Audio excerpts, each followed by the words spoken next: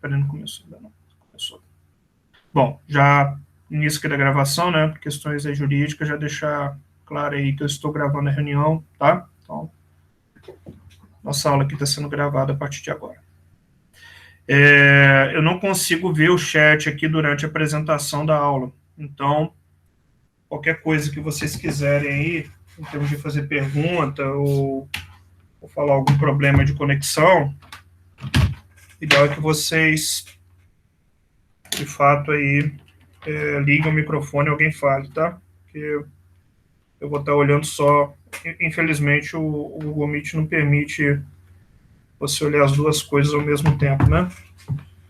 O chat e o que você está compartilhando.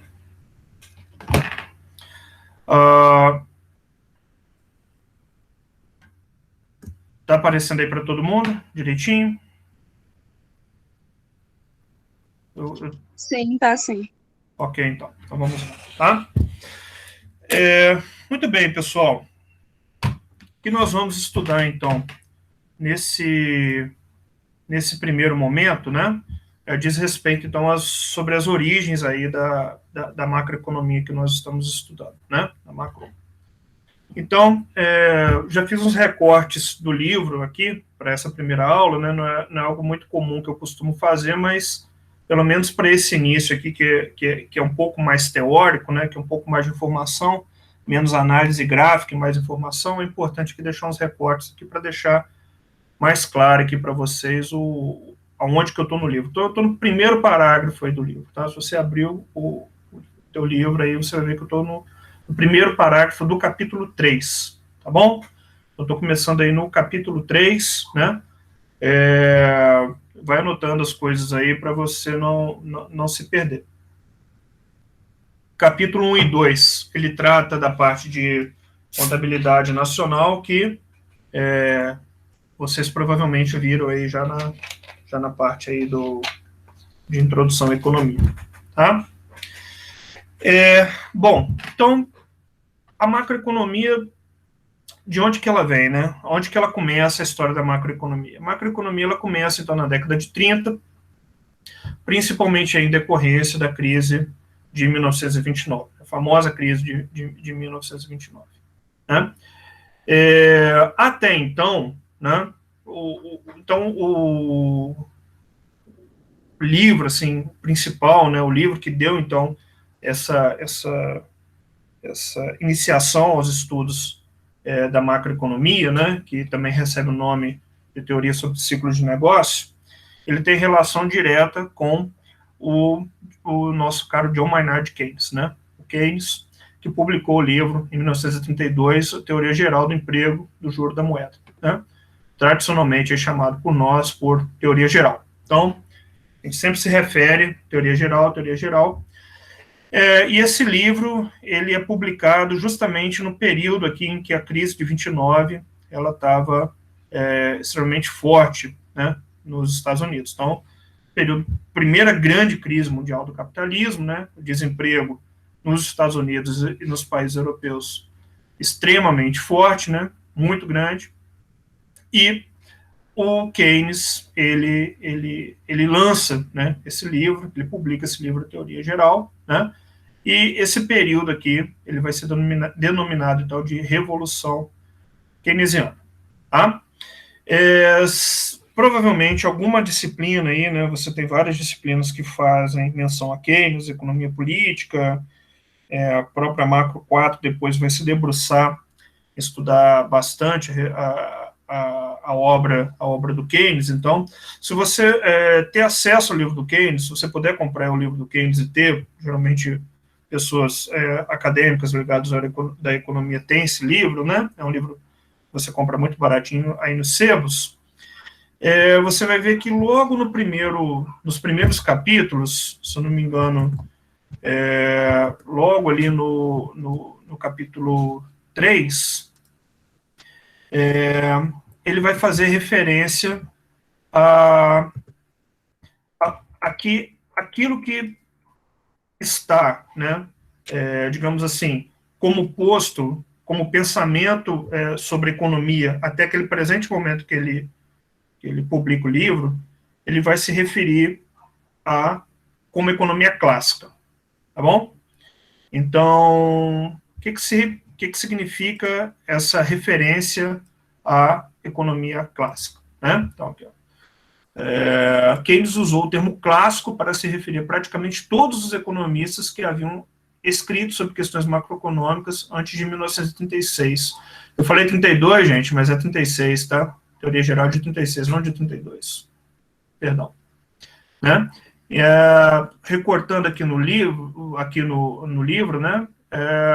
Quais são esses economistas que ele vai chamar de clássico, né? Ele está se referindo ao Adam Smith, ao David Ricardo, ao John Stuart Mill, né? Então, aqui o princípio de economia política de 48, de 1917, tá? E um segundo grupo de economistas mais contemporâneos a ele, né? Ele vai ser denominado, não por ele, tá? Não especificamente pelo Keynes, ele vai denominar todo mundo como clássico. Esse termo neoclássico aqui ele vai surgir depois, né? Mas esse período, né? Esse período mais próximo a eles, né? Aqui da década de 20, década de 30, outros economistas que dão força a esse período aqui clássico, né? Como se dão força? Eles formalizam em termos de um pensamento microeconômico e saem da questão da economia política para uma questão digamos assim, de uma modelagem já microeconômica, tá? Não é uma modelagem matemática tão sofisticada como a gente tem hoje, mas esses economistas aqui que ele está chamando de neoclássicos, né, que o livro está chamando de neoclássicos, é o que está fazendo a transição entre um período, entre esses economistas aqui de economia política, tá? Não à toa vocês têm duas disciplinas de economia política, para uma nova forma de ver economia em que se preocupa desassociar a economia de questões políticas, tá bom? Então, o que vale a pena ressaltar aqui? Você tem o início da economia, né? E aí você sempre, isso não se perdeu, você tem hoje economistas ainda que trabalham na esfera da economia política, tá? Mas, em termos de pensamento ortodoxo, o que aconteceu foi que você teve um início em que economistas, que os principais economistas, então, escreviam suas teses de economia muito associadas à questão política pingente, tá? Talvez o Adam Smith um pouco menos, porque ele escreve, sim, a questão associada à política, mas ele é um filósofo, né? O Adam Smith, quando escreve Riqueza das Nações, que é considerado o primeiro livro de economia, ainda não existia a disciplina economia, né? Ela era ligada à filosofia, então a Riqueza das Nações tem uma questão de filosofia moral que o Adam Smith trabalhava, né? Então ali está ali, então, ali o início, né, da discussão de economia. Mas está muito associado à política. E isso daqui fica durante o século XIX todo. Tá?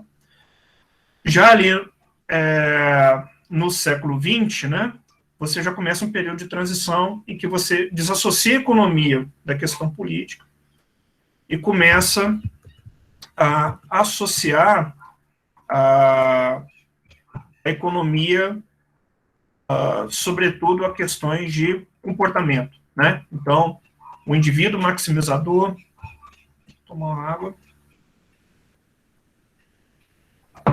O indivíduo maximizador, a firma maximizadora de lucro, discussões a respeito de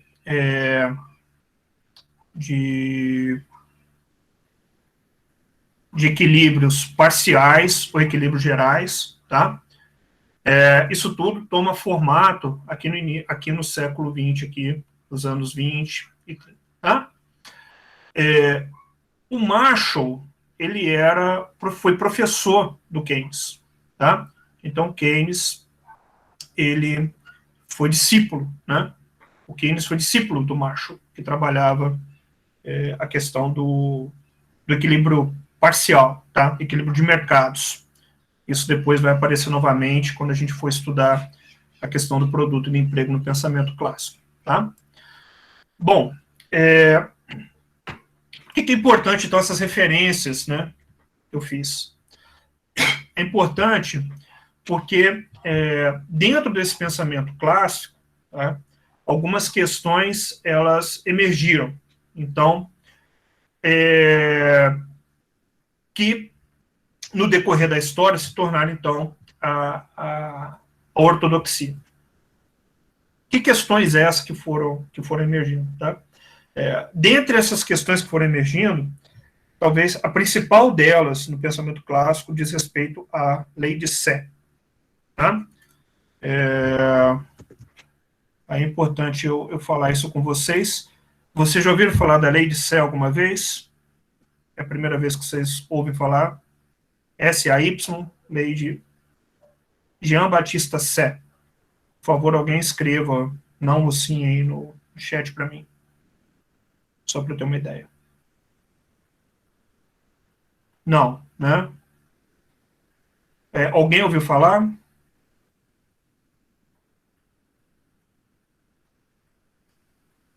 Então, dos alunos aí, provavelmente dos alunos mais novos, ninguém ouviu falar. Provavelmente vocês vão ouvir falar bastante aí na disciplina de economia política. Tá? Bom, então, o Jean-Baptiste Say, tá? Então, vou começar aqui passando as minhas vergonhas, né? Tentar escrever aqui. Estou aprendendo a escrever nesse negócio ainda. É isso daqui que vocês vão encontrar. Bom, o que a lei de Sé, então, ela se propôs a aprovar, tá? Então, a lei de Sé está dentro aqui desses economistas de origem de economia política, tá? Ela é anterior ao David Ricardo, o Davi Ricardo, dependendo do professor, tá? Então, o David Ricardo, ele se baseou bastante no Jean-Baptiste Say, né, na lei de Sé, para poder escrever as obras e as ideias dele. Tá? E o que a lei de Sé diz é que toda oferta gera sua demanda. Né? O que significa isso? Significa que a decisão de ofertar, acabei de ver que a Pâmela aqui disse em economia política, tá? A decisão de ofertar é que gera a demanda correspondente da sociedade. Ou seja, né, quando eu decido ofertar, o que eu estou fazendo? Eu estou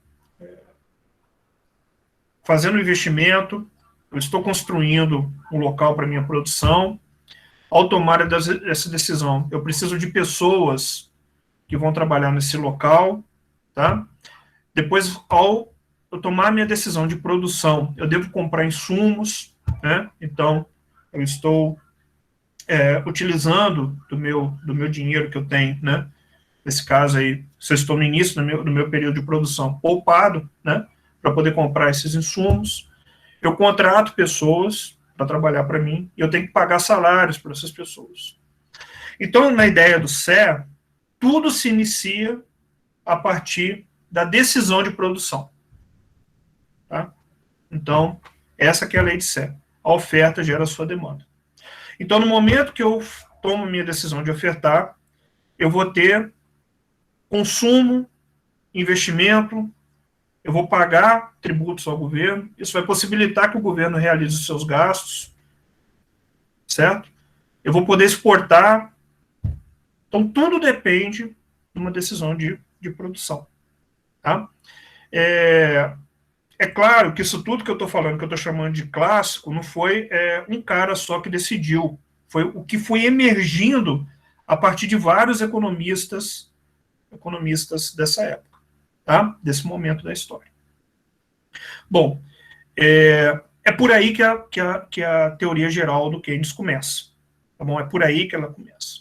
Ele justamente está estabelecendo que toda a teoria econômica até aquele momento de 1936 baseia-se nessa lei de Sé, né?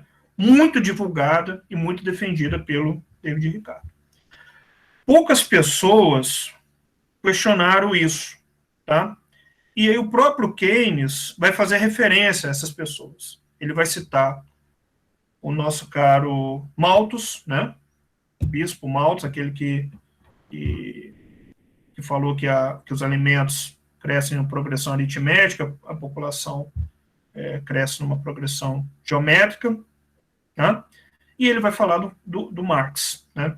Ele vai fazer referência a esses dois autores como alguma expressão assim, que estão no subterrâneo da teoria econômica, ou seja, que não são lá muito mencionados naquele momento. Tá? E,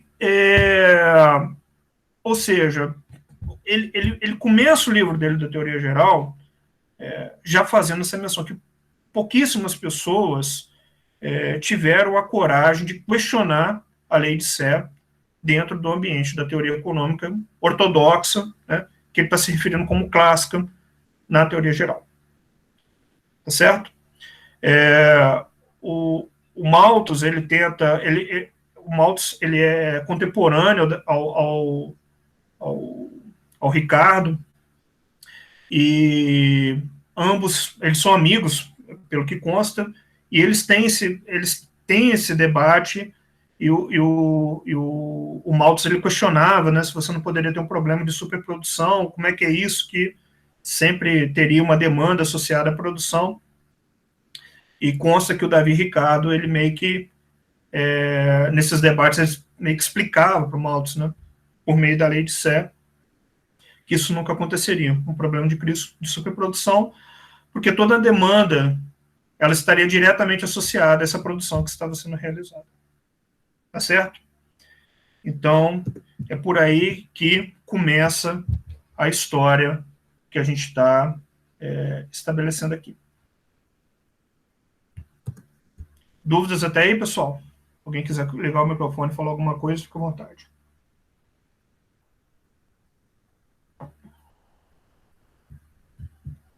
Não? Então, continuando. Muito bem. Então, desse pensamento clássico, inicial, até desse pensamento de economia política que foi emergindo, até os teóricos neoclássicos, né, conforme eu falei para vocês, que de certa forma foram se distanciando da questão política e se concentrando mais em postulados econômicos, né, que aí então a gente começa esse processo de transição que a gente chama de teoria neoclássica. Tá? Dentro da teoria neoclássica é que começa a aparecer aqui esses argumentos que estão sendo colocados aqui, ó. Que o nível de equilíbrio do produto a qualquer momento era um ponto de pleno emprego, ou um ponto em que o produto efetivo fosse igual ao produto potencial, ou seja, tudo aquilo que estava sendo produzido naquele momento, ele era o produto de pleno emprego de fatores. Era aquilo que precisava ser produzido. Tá? É isso que é o produto, nessa concepção aqui, do produto de pleno emprego. Por que tem essa concepção? Porque os teóricos clássicos e neoclássicos, até esse ponto aqui, do Keynes, tá? Depois os neoclássicos vão mudando o pensamento. Mas nesse ponto aqui de economia neoclássica que a gente está falando, e para facilitar, eu não vou ficar falando clássico e neoclássico, vou chamar tudo de clássico, para poder não criar confusão, tá? Nesse ponto aqui, eles vão considerar que absolutamente tudo na economia funciona em termos de equilíbrio entre demanda e oferta. Tá? Então, o que acontece? Se eu tenho, no argumento clássico, se eu tenho gente parada, se eu tenho gente que não está trabalhando, é porque esse cara não quer trabalhar. Tá? Ah, mas o cara procura um emprego, não tem. Ah, meu amigo, pega um saco de bala e vai vender bala na rua. Alguma coisa vai ter para você fazer. Esse é o postulado clássico. Que o resultado de salário médio da economia, ele decorre da oferta de mão de obra e da demanda por mão de obra. Se a demanda por mão de obra está baixa, então o que a pessoa tem que fazer é reduzir o pedido salarial dela, né, em termos médios, para poder encontrar emprego. Se ela não está fazendo isso, é porque ela não quer trabalhar. Tá? Esse é o argumento clássico. Então, em absolutamente tudo na economia é decorrente de pontos de equilíbrio de demanda e oferta. Ora, se isso acontece em todos os mercados, então você sempre tem equilíbrio. Porque sempre você está no ponto de equilíbrio entre demanda e oferta. Tá certo? Muito bem. Então é isso que está aqui. Ó. Para os economistas clássicos, o nível de equilíbrio do produto a qualquer momento era um ponto de pleno emprego, tá? Ou produto efetivo, né, que é igual ao produto potencial. Então, pleno emprego, produto efetivo, produto potencial. Do argumento clássico, tudo a mesma coisa. O equilíbrio para uma variável é o estado no qual as forças que atuam sobre esta variável estão balanceadas e, consequentemente, não há nenhuma tendência para que essa variável se mova neste ponto. Então, de novo, é um equilíbrio de oferta e demanda, tal como vocês viram aí na introdução à economia e vão ver também aí na micro 1. Tá? A economia clássica do equilíbrio examinava os fatores que determinavam o nível de produto para o pleno emprego, ao lado dos níveis associados a outros agregados importantes, como emprego, preços, salários e taxa de juros. Então, todas essas variáveis aqui, ó, emprego, preços, né, que vocês já devem ter visto na introdução à economia, salários, né, que é o equilíbrio de demanda e oferta de trabalho, e taxa de juros, que vai ser o equilíbrio entre a oferta, que é a poupança, oferta de dinheiro, né, e a demanda por dinheiro, que é pessoas tomando dinheiro emprestado para poder realizar investimentos, né? Então, oferta e demanda. Você pode poupar e pode investir, mas não tem problema, você tá poupando, você mesmo está investindo. Ou seja, a taxa de juros ela é decorrente do equilíbrio entre a poupança e o investimento da economia. Tá? Tudo isso nós vamos ver aí com um pouco mais de calma ao longo do curso. Ok, até aí? Espero que sim, tá? Qualquer coisa, de novo, me interrompa. Muito bem.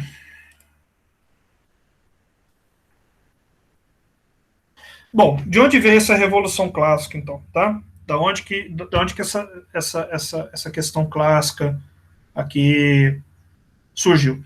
Ela surgiu, né, como um contraponto, né, relacionado ao pensamento vigente, então, que você tinha ali na época que o Adam Smith escreveu o livro dele, né, Riqueza das Nações, em 1779, né, em que havia um choque entre a Inglaterra, que havia passado, então, por uma revolução industrial, né, que estava no início da sua revolução industrial, em contraposição às doutrinas mercantilistas que existiam, que ainda existiam naquela época. Então, qual que é a doutrina principal mercantilista? Isso daí todo mundo já viu, inclusive aí no ensino médio, no meu caso, segundo grau, né? Que toda a riqueza de um país, ela adivinha, né? Ela vinha da quantidade de prata e ouro que esse país conseguisse acumular. Então, não obstante, foi o que as colônias, então, ofereciam, principalmente para Espanha e Portugal, né? Espanha e Portugal foram os reinos mais ricos da Europa durante um longo tempo, porque eles tinham bastante prata e ouro que eles tiravam das Américas, né? Principalmente das Américas. Então, essa ideia, antes da teoria da riqueza das nações do Smith, era a ideia, então, prevalecente. Que um país, para poder enriquecer, ele deveria acumular o máximo de prata e ouro que ele conseguisse. Bom, mas, de novo, né? Como a gente sabe, né, o que aconteceu nesse período mercantilista foi que a Inglaterra, ela basicamente não tinha colônias tão ricas, né, como Portugal e Espanha tinham, mas ela entrou no processo da Revolução Industrial. Né? E dentro desse processo, quando ela entra no tratado com Portugal sobre vinhos e panos, o que vai acontecer é que Portugal, paulatinamente, ele vai perdendo o ouro dele em decorrência, né, do problema de déficit, né, que os vinhos eram muito mais baratos que os panos que a Inglaterra forneceu para Portugal, e esse ouro ele foi se transferindo, né, da Inglaterra, de Portugal em direção à Inglaterra. Tanto é que você tem uma enormidade de autores aí, de historiadores econômicos, que dizem que, de fato, quem financiou a Revolução Industrial na Inglaterra foi o ouro do Brasil. Tá? Foi o ouro brasileiro.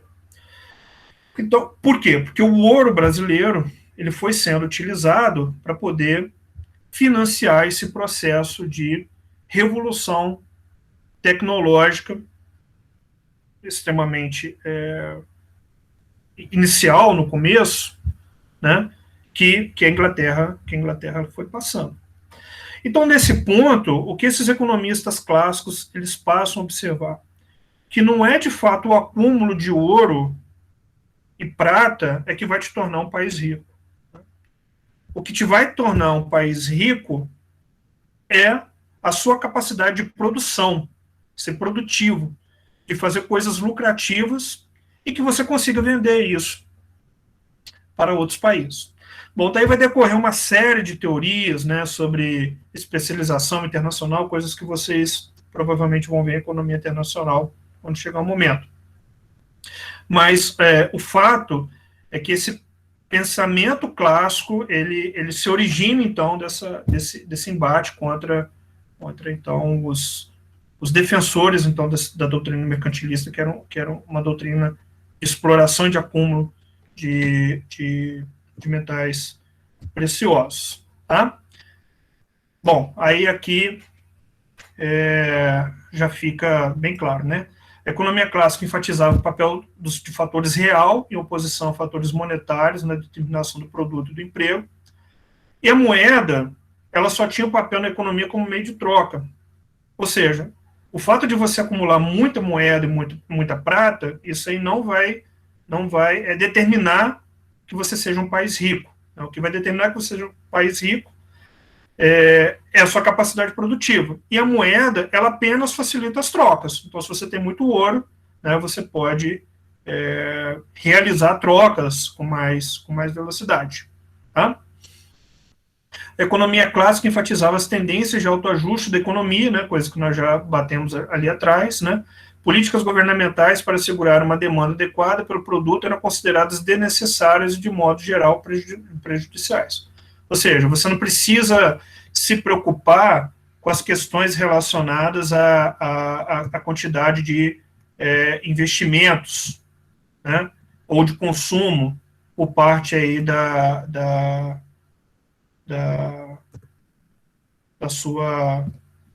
sociedade. Tá?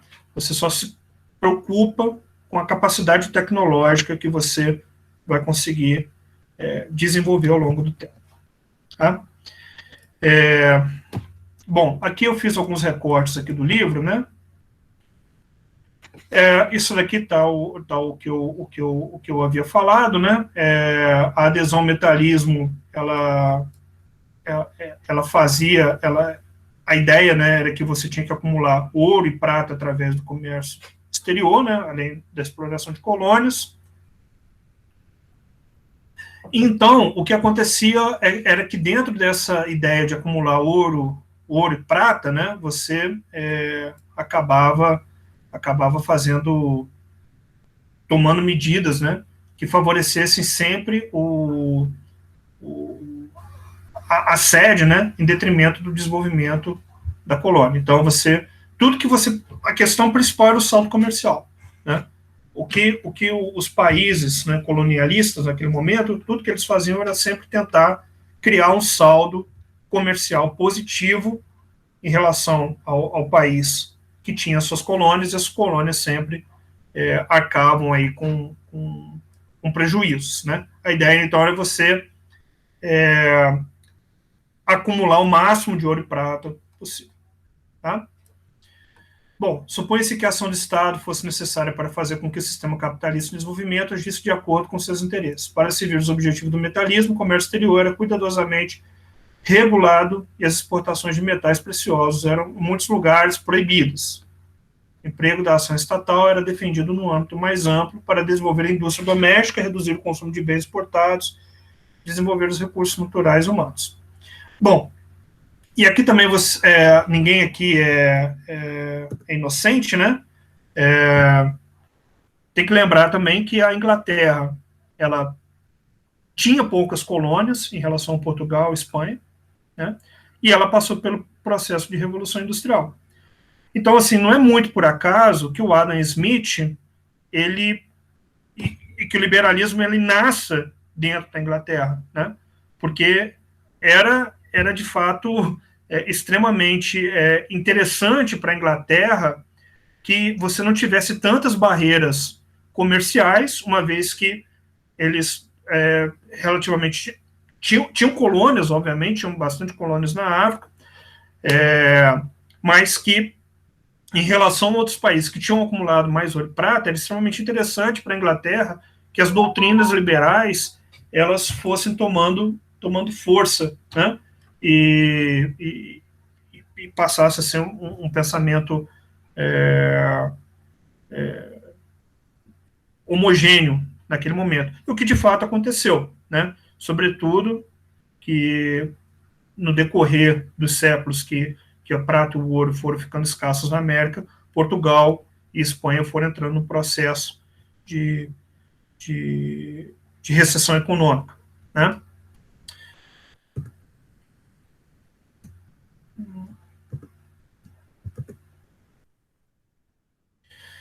Muito bem.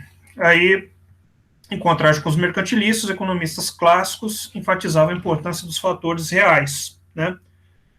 O que são esses fatores reais, né? Tecnologia, produção, né? É o produto, né? Enquanto os fatores monetários são fatores nominais, né? Então, é o produto que tem valor, não a moeda pela moeda, não é o ouro pelo ouro, a prata pela prata, mas é o produto que você consegue produzir, tá? Análise clássica, bom, aqui já começa a entrar, então, as questões aí que eu estava comentando com vocês da microeconomia, tá? Acentua-se as tendências otimizadoras do livre mercado na ausência do controle estatal, né? O que significa análise tendências otimizadoras, né? Aí a gente está juntando aqui uma palavra que vocês viram provavelmente bastante em matemática 1, né? Que é otimização, com otimização é sempre o quê? Encontrar o máximo ou o mínimo. Então, quando eu estou otimizando, eu estou buscando o lucro máximo ou estou buscando reduzir o meu custo o máximo possível. Então, já entra uma ideia de microeconomia forte aqui dentro desses argumentos aí que nós estamos falando. Deixa eu só...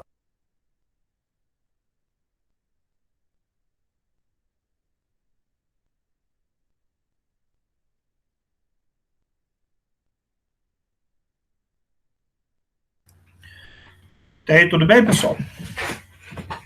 Podemos continuar? Então tá. Bom, otimizadoras, então, firmas, pessoas procurando sempre o seu maior interesse, o seu maior lucro, o menor preço. Então, isso são aqui ideias otimizadoras do livre mercado. E a análise clássica era fundamentalmente uma análise real. O crescimento de uma economia era visto como resultante do aumento dos estoques, dos fatores de produção e avanço de técnicas produtivas, tá? Então, crescimento de estoques dos fatores de produção, insumo, né? E qual tecnologia que você está utilizando para fazer a sua produção, né? Quanto mais eficiente, né, mais produtivo você é. A moeda tinha exclusivamente a função de facilitar as trocas, né? Ou seja, meio de troca. e a maioria das perguntas sobre os aspectos reais da economia podia ser respondida prescindindo da análise das funções de moeda, né? Ou seja, você não precisa de moeda para você explicar o crescimento econômico, né? O funcionamento de uma economia, porque a moeda, como ela é simplesmente um meio de troca, né? Ela é completamente, digamos assim, ela é possível ser retirada da minha análise, né? O que importa, então, aqui são as trocas reais, produtos por produtos, tá? Claro que a moeda é importante, mas não para você explicar, né, o funcionamento da economia. Os economistas clássicos desconfiavam do governo, né, até hoje, até macro 2 vocês vão entender o que eu estou dizendo, enfatizava a convergência entre os interesses individuais e nacionais. Tá? Isso aqui é associado ao que eu já tinha falado. Então, já parte de um princípio, né, que a maximização, o interesse individual, né, pessoas otimizando os seus próprios interesses vão gerar os melhores resultados em termos nacionais. Salvo em caso que a interferência estatal ocorresse visando garantir a operação competitiva dos mesmos, as regulamentações governamentais sobre os mercados eram mal vistas pelos clássicos, né? Pelos aspectos que nós já falamos, né? Que as economias queriam, né? Criar sempre déficits comerciais em relação aos países, às suas colônias.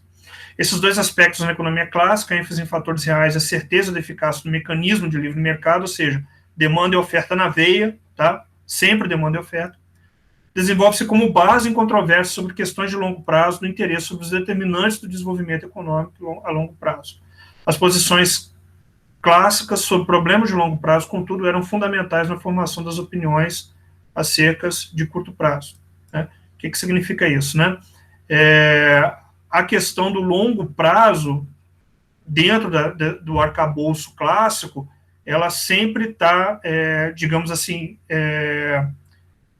ela sempre coloca o curto prazo como insignificante. Então, sempre o importante é o longo prazo. Se agora no curto prazo a coisa não está funcionando bem, não tem problema, porque a questão do curto prazo é simplesmente um rearranjo entre as variáveis até chegar no ponto de equilíbrio. Na medida que você chega no ponto de equilíbrio, você passa, a coisa vai passar a funcionar bem em termos de longo prazo. Bom, aqui eu estou repetindo, né? Aqui a gente está repetindo o que eu falei, né? Os economistas clássicos insistirem na afirmação que a moeda não teria qualquer valor intrínseco, tá? A moeda seria mantida somente em função dos bens que ela poderia ser adquirida. Os economistas clássicos focalizavam a função da moeda como meio de troca, de novo. Na visão mercantilista, outro papel desempenhado pela moeda seria de estimular a atividade econômica.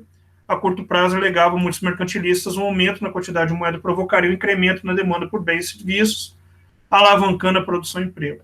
Como os economistas clássicos colocavam pouca ênfase na importância da moeda, admitir que ela tivesse o poder de afetar variáveis reais, mesmo no curto prazo, poderia ser perigoso. Tá? Então, nesse caso aqui, qual que seria a resposta de um clássico em relação à questão aqui da quantidade de moeda? Tá? Os economistas clássicos, eles vão apontar que os fatores reais, nesse caso aqui, seriam a quantidade de poupança que eu tenho, ou seja, a quantidade de dinheiro que eu tenho como poupança, mas o que é importante nesse caso é o preço que eu estou cobrando para poder fazer um empréstimo, e esse empréstimo se traduzir em termos produtivos. Este preço que eu cobro para fazer o empréstimo é os juros da economia, e isso é uma variável real. Tá? Então, preços, né, toda relação de oferta e demanda, ela tem um aspecto real, tá? Ela se torna real. Então, a moeda é nominal, mas a relação entre oferta e demanda de moeda ela se torna real. Aqui tem uma afirmação do John Stuart Mill, né?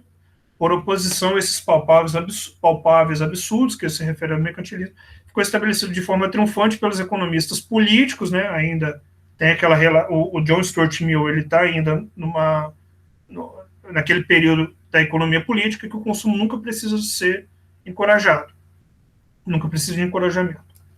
Tá? Por que ele nunca precisa de encorajamento? Porque o consumo ele sempre vai decorrer da decisão de oferta, segundo a lei de Sé, como nós estabelecemos. Tá bom? Como em outras áreas, os economistas clássicos achavam que o mecanismo de livre mercado iria atuar para criar mercados para todos e quaisquer bens que fossem produzidos. O legislador, portanto, não precisa de nenhuma preocupação com o consumo. A doutrina clássica afirma que no agregado, a produção de uma determinada quantidade de produtos geraria demanda suficiente para esses mesmos produtos. Nunca poderia haver uma escassez de compradores. Olha, isso daqui, então, basicamente, é um resumo da lei de Sé. A doutrina clássica afirmava que no agregado, a produção de uma determinada quantidade de produtos geraria demanda suficiente para esses mesmos produtos. Nunca poderia haver uma escassez de compradores para todas as mercadorias. Isso daqui é a lei de Sé. Tem uma nota de rodapé 3 aqui. Eu posso até, só para tirar a dúvida aqui, né? Lembrando que eu estou no capítulo 3.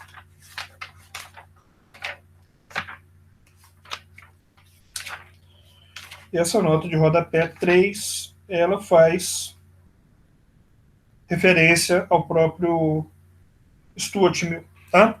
Mas isso aqui nada mais é do que a lei de Sé, tá? Isso aqui é justamente a lei de Sé. Então, isso daqui, gente, é a questão talvez mais importante que vocês têm que guardar, né?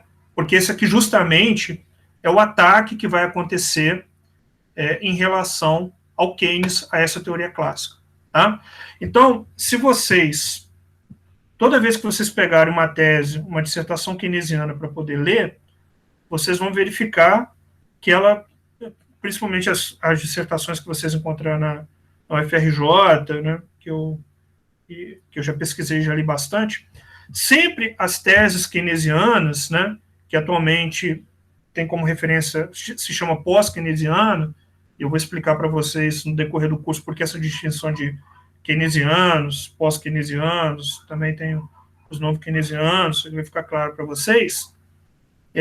Ela sempre começa como pegando a teoria geral do Keynes e mostrando como que ele ataca a lei de Sé. Tá? Então, toda a teoria e toda a forma que o Keynes tem de atacar a doutrina clássica é sempre passando por essa tese da lei de Sé, né, em que ele vai atacar essa ideia de que a produção é que gera a sua demanda agregada. Que é basicamente aquilo ali que o Joe Stuart Mill falou e eu acabei só lendo para vocês. Né? Que as decisões de oferta, elas vão gerar o seu consumo a partir da decisão de oferta, a partir da decisão de oferta realizada, que vai gerar as condições para o consumo, e como a decisão de oferta é que gera as condições de consumo, não pode ter um problema de escassez generalizada. Porque eu produzo, vai ser consumido. Essa é a lógica, tá? Da lei de Sé. A produção gera o seu consumo, gera a sua demanda. Perfeito? Qualquer coisa, me interrompo aí. Então, fundamental aqui essa questão aqui que eu li, tá? Vou até grifar aqui para vocês, pausem o vídeo e depois procurem no livro, tá? Extremamente importante. Bom, consequentemente, os economistas clássicos deram pouca atenção, né, para os fatores do lado da demanda agregada, né, ou as políticas para regular a demanda agregada. Assim, duas características gerais da análise clássica ficaram estabelecidas como parte de seu ataque contra o mercantilismo. Tá? Esse aqui é o clássico contra o mercantilista. Os economistas clássicos acentuavam o papel dos fatores reais por oposição aos monetários. Então, não é a quantidade de moeda que determina a minha riqueza. Na determinação das variáveis reais, como a produção e o emprego. A moeda teria na economia somente a função do meio de troca. Tá? Então, esse meio de troca, naturalmente, mercadoria por mercadoria ou poupança se transformando em investimento. E a relação entre poupança e investimento, poupança como oferta e investimento como demanda, vai gerar uma variável real, que é os juros, que é o preço, né? Que é o preço de equilíbrio entre aqueles que estão ofertando dinheiro e aqueles que estão demandando dinheiro. Os economistas clássicos insistiam nas tendências de autorregulação das economias, entre as ações consideradas desnecessárias, geralmente prejudiciais pelos economistas clássicos, estavam as políticas do governo para assegurar a adequação da demanda à produção. Ou seja, o governo que vai fazer qualquer política para assegurar que o consumo se torne estável, que o consumo não caia, que o investimento não caia, ele está mais atrapalhando do que ajudando. Tá? Essa é a tese dos caras.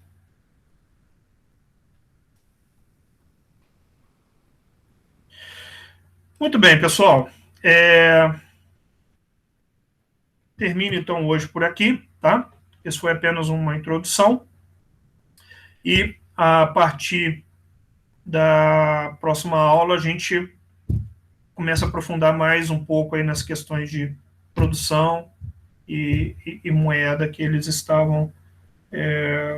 que os economistas clássicos eles estavam... qual que é a base teórica dos economistas clássicos, certo? Alguma dúvida? Alguém quer fazer alguma pontuação?